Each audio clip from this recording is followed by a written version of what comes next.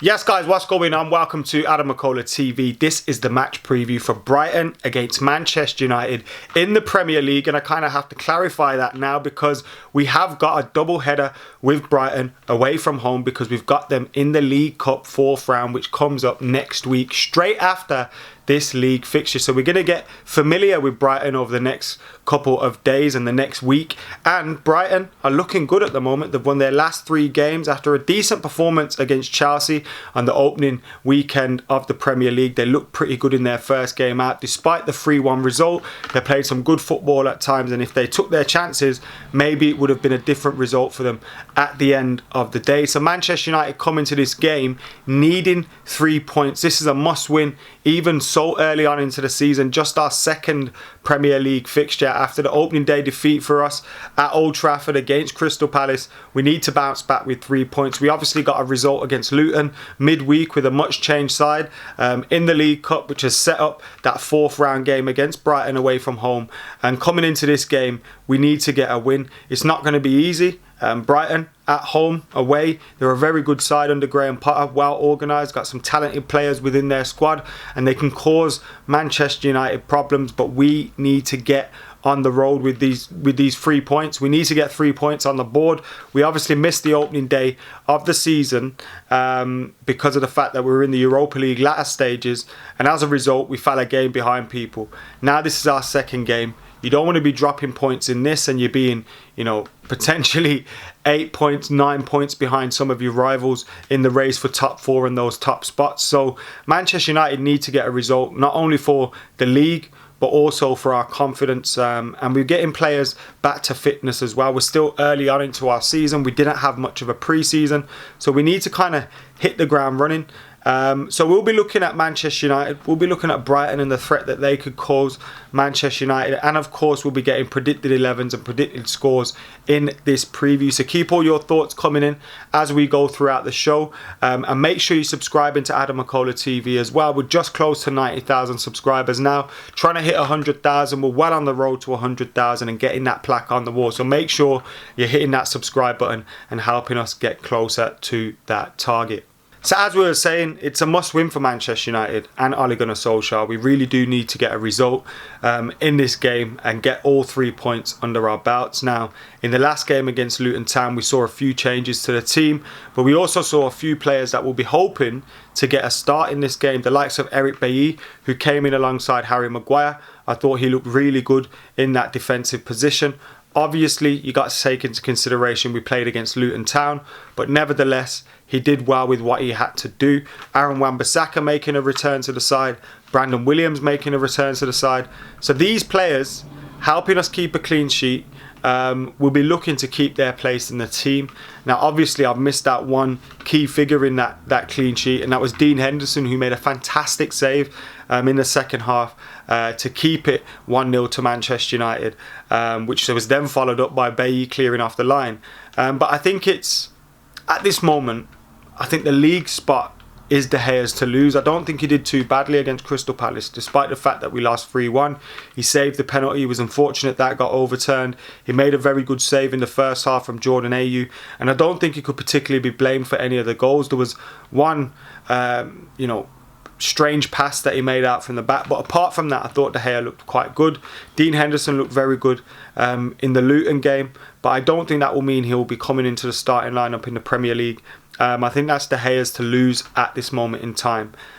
So you'll be looking at potentially those defenders coming in. Will Eric Beek get a start? Will Ole go back to Victor Lindelof? For me, Victor Lindelof doesn't deserve to keep his spot in the team. So I'd be disappointed to see him come straight back in. And I think Eric Beek has, he's been fit for a few months now. He was fit towards the back end of last season. He's been fit for the start of this season.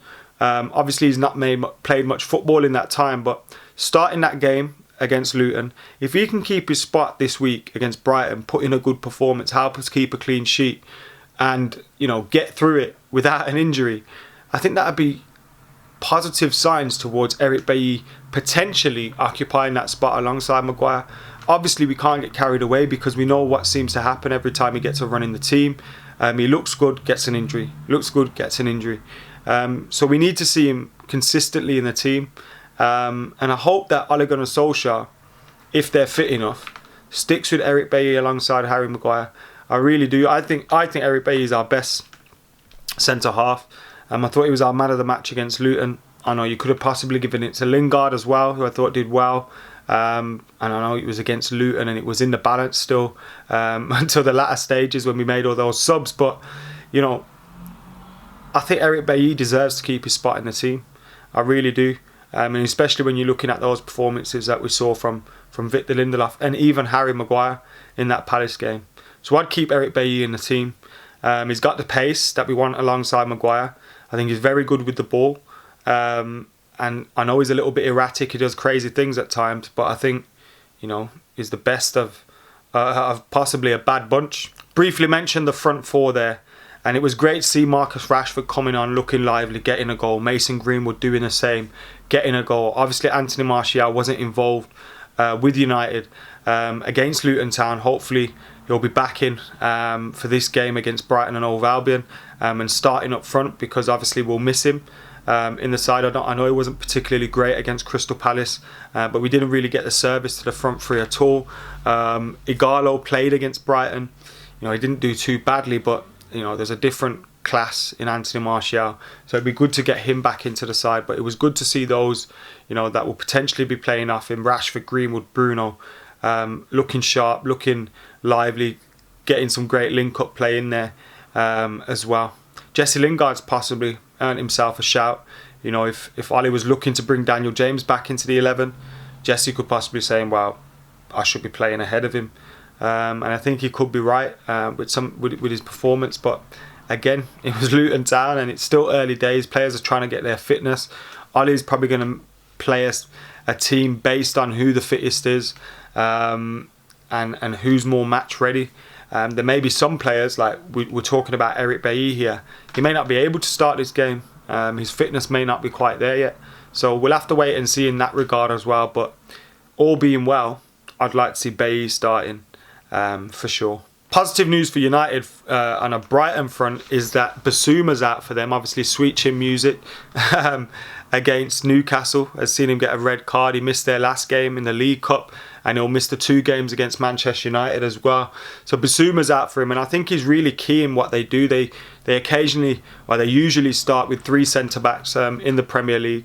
That's how they've started their last 2 Premier League games, with 3 centre-backs in there, Lewis Dunk and all those guys. And then they'll try and build up from the back.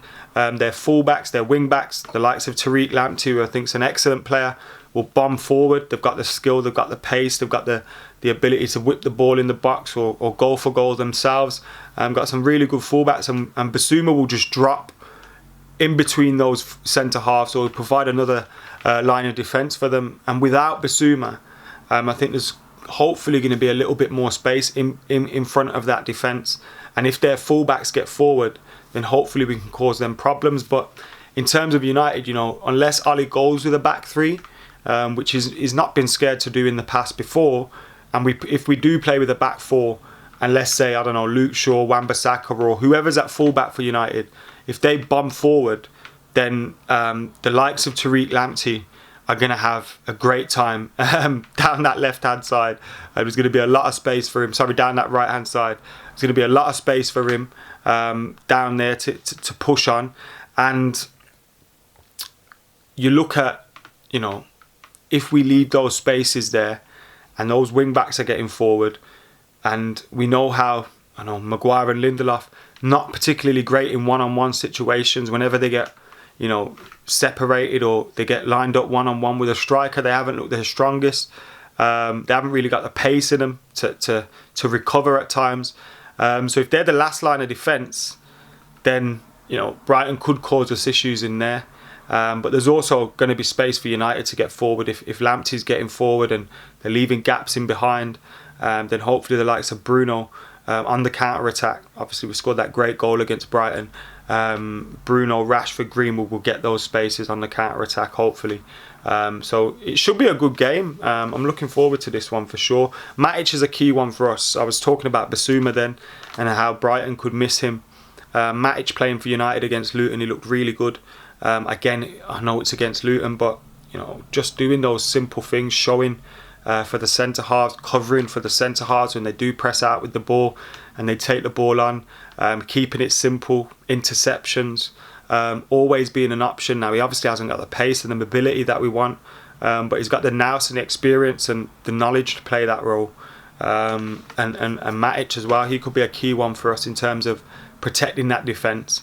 When we do maybe push on our wing backs, our full backs, when we push on Wan-Bissaka and Shaw, whoever it is, you know, Matic just dropping, covering for Maguire and Lindelof, or Maguire and Beek, and allowing, you know, those two not to be exposed one-on-one. So it's going to be a good tactical game. I like Potter. He's a good manager. He's a very good manager. So it's going to be interesting. So let's go to that predicted 11 then. I have gone for David De Gea in goal, Luke Shaw to come back in at left back. I thought Brandon Williams did well, won the penalty, but I think Ollie will opt for Luke Shaw to come back in.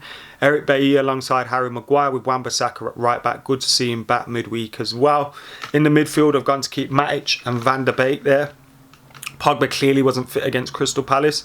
I don't think he wasn't involved midweek against Luton. Maybe Ollie was saving him for this game, I don't know, but I'd try to get him in off the bench, maybe give him 30 minutes and play Matic and Van der Beek in that one. Bruno Fernandes just ahead of him. Rashford, Greenwood and Anthony Martial make up my 11. Get your predicted 11s in the comments below, and also your predicted scores as well. I am going for a 2-1 win for Man United. We need to win.